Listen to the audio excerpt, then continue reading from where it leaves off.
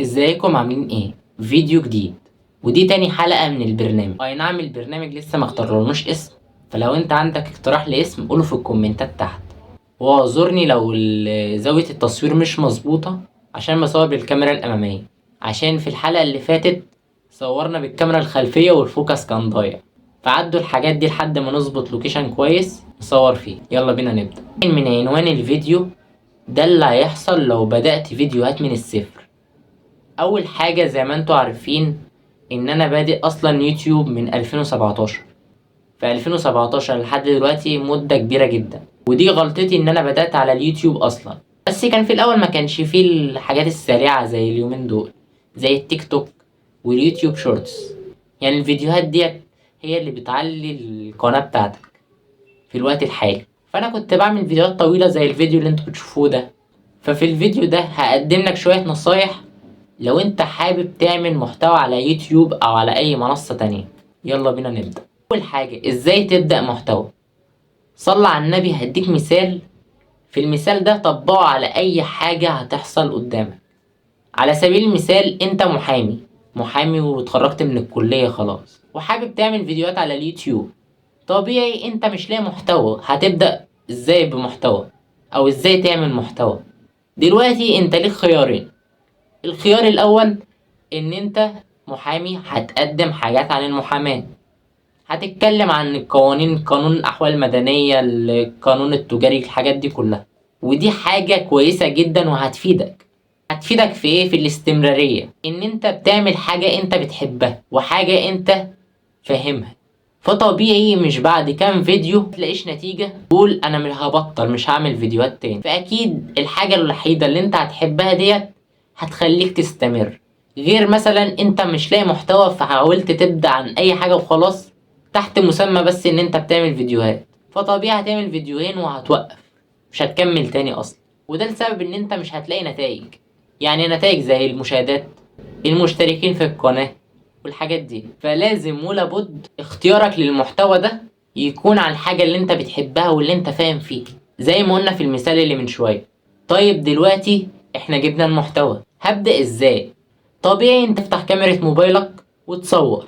دي البداية عموما عند اي حد. في الاول دلوقتي انت هتكون مرتبك من الكاميرا ومش هتعرف تتكلم كلمتين على بعض، فما تقلقش، في الاول هتكون كده ومع الوقت هتتعود، خصوصا لو انت بترتجل. انما لو انت حابب تعمل حاجة بروفيشنال اكتب سكريبت او مش سكريبت، يعني هتحدد كام نقطة تتكلم عنها، ودي حاجة كويسة لو انت حابب تقسم الفيديو. طيب دلوقتي انت اخترت المحتوى، اخترت ان انت هتعمل سكريبت ولا لا؟ تيجي على مرحلة التصوير وانت هتصور، هتفتح كاميرا موبايلك عادي جدا وتصور. بس هيكون ناقصك شوية حاجات، زي ايه؟ ان انت تجيب اضاءة، وان انت تجيب مايك عشان بس تحسن من الجودة. غير كده الدنيا هتبقى عاملة كده. عرفت بقى الفرق في ايه؟ تاني زي ما كنا. فعشان كده بقولك لازم تهتم بمعدات التصوير ومعدات الصوت. طب انت عملت كل ده ومفيش نتيجة برضه، وده طبيعي لانك انت لسه بادئ. طبيعي هيكون طريقة كلامك قدام الكاميرا مش كويس والناس هتمل بسرعة. وانا مش بقولك ان الناس بتتفرج عليا في الاخر، ممكن الناس تخش على الفيديو بتاعي وما تكملش تقريبا 25 ثانية من الفيديو ده لو الفيديو كبير. ده اللي هيحولنا للنقطة التانية، واللي هي ان انت هتشتغل فيديوهات شورتس بس، هي الفيديوهات الصغيرة الريلز يعني بمعنى صح. وهتنزل الفيديو على كل المنصات، يوتيوب، فيسبوك، تيك توك، الحاجات دي كلها.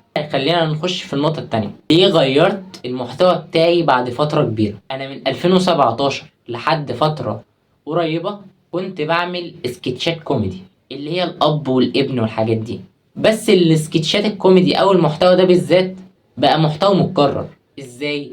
الافكار كلها بقت مكرره لدرجه ان وانا بفلتر الفيديوهات اللي كانت على القناه القديمه عشان انزل فيديوهات تاني على القناه دي، لقيت معظم الفيديوهات بدايتها زي نهايتها في كل الفيديوهات. يمكن الاحداث اللي في النص دي اللي متغيره شويه، يعني على حسب موضوع الفيديو ايه او على حسب فكره الفيديو ايه. ده اللي خلاني اعمل برنامج ان انا اطلع اتكلم عن حاجات انا حابب اتكلم فيها، مش مبنيه على محتوى معين. الخلاصه، لو انت بادئ يوتيوب او عايز تبدا فيديوهات، سوري لو بتكلم يوتيوب عشان دي تقريبا المنصة اللي انا بدأت فيها، يعني انا بادئ فيها من زمان قبل ظهور التيك توك بقى والحاجات دي كلها، والحاجات دي انا قلتها قبل كده. فالمهم انت حابب تعمل فيديوهات اعمل انت حاجة بتحبها، ما تمشيش ورا الناس. يعني مش عشان ده ناجح في حتة معينة فانا هعمل زيه، اكيد لا.